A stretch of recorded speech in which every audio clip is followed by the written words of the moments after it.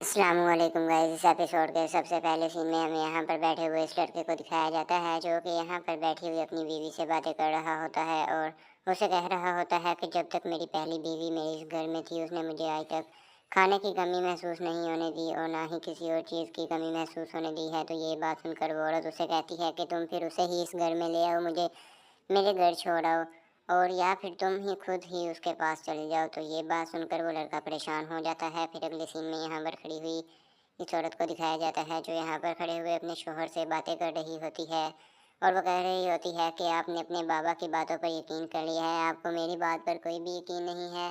तो ये बात सुनकर वो आदमी हैरान और परेशान हो जाता है।